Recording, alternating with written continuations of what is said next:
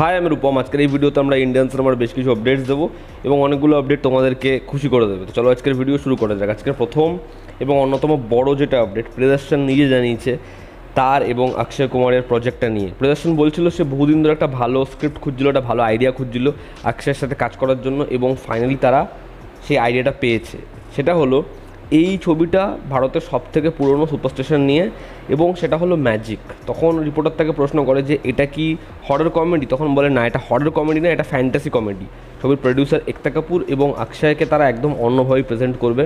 দেখার এই ফ্যান্টাসি জনরার ছবিটা হয় কেমন, এবং ম্যাজিক নিয়ে এই ছবিতে কিভাবে কমেডি আনেন প্রিয়দর্শন।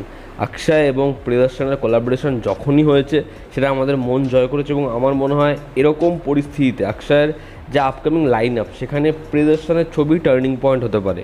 দেখার এই ছবিটা বক্স অফিসে কী করতে পারে। আমি ভীষণভাবে এক্সাইটেড অক্ষয় কুমার এবং প্রিয়দর্শনের কোলাবোরেশনের জন্য। তোমাদের কি রিয়াকশন অবশ্যই জানিও। আমরা যদি পরবর্তী আপডেটে আসি, কিয়ারা আডবাণী, তার নাম শোনা যাচ্ছে সালার 2-তে থাকবে সে। হ্যাঁ, প্রশান্ত নীলের নেক্সট বড় রিলিজ সালারের পার্ট 2, এখানে আমরা কিয়ারা আডবাণীকে দেখতে পাবো। দেখার সে এখানে কোন ভূমিকায় অভিনয় করে। যারা হাটকে যারা বাচকে, ভিকি কৌশল এবং সারা আলি খানের হিট ছবি। এই ছবিটা বক্স অফিসে বেশ ভালো পারফর্ম করে। এই ছবিটা প্রায় 1 বছর পর ওটিটিতে আসছে। কোথায় আসছে? জিও সিনেমাতে। হ্যাঁ, এই ছবিটা মিড মেতে জিও সিনেমাতে আসবে। দেখার এই ছবিটার ওটিটি রিসেপশন কেমন হয়। পরবর্তী যেটা আপডেট, দিল রাজু একটা ছবি প্রডিউস করছে। শাহিদ কাপুর সেখানে মুখ্য চরিত্রে অভিনয় করবে এবং ছবিটা ডিরেক্ট করবে ভারিসু ছবির পরিচালক ভামসি পাইদিপাল্লি। এই ছবিটার কাজ শুরু হবে এবছরের এন্ড থেকে, মানে তার অশ্বত্থমার কাজ শেষ হওয়ার পরে এই ছবিটার কাজ শুরু হবে। দেখার এই ছবিটা কি প্যান ইন্ডিয়া লেভেলে আসে, এবং আসলেও কি এই ছবিটা বড়সড় হিট দিতে পারে। আজকের পরবর্তী যেটা আপডেট, বিজয় দেবরাকোন্ডার নাম শোনা যাচ্ছে সালার 2 এর সাথে। হ্যাঁ, প্রশান্ত নীল তিনি সালার 2-তে একটা গুরুত্বপূর্ণ ক্যারেক্টার রেখেছেন, এবং তিনি রিসেন্টলি বিজয় দেবরাকোন্ডার বাড়িতে গিয়েছিলেন এবং দুজনে একসাথে একটা কাজ করছেন। তো অনেকে এটা বলছে যে বিজয় দেবরাকোন্ডাকে দেখা যেতে পারে সালার 2-তে ইম্পর্ট্যান্ট একটা ক্যারেক্টারে।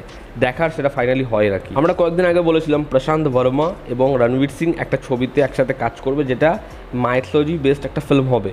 এবার সেই ছবিটার প্রডিউসার সেই সময় ফাইনাল হয়নি। ফাইনালি তারা মাইথ্রি মুভি মেকার্সের সাথে ডিল করেছে।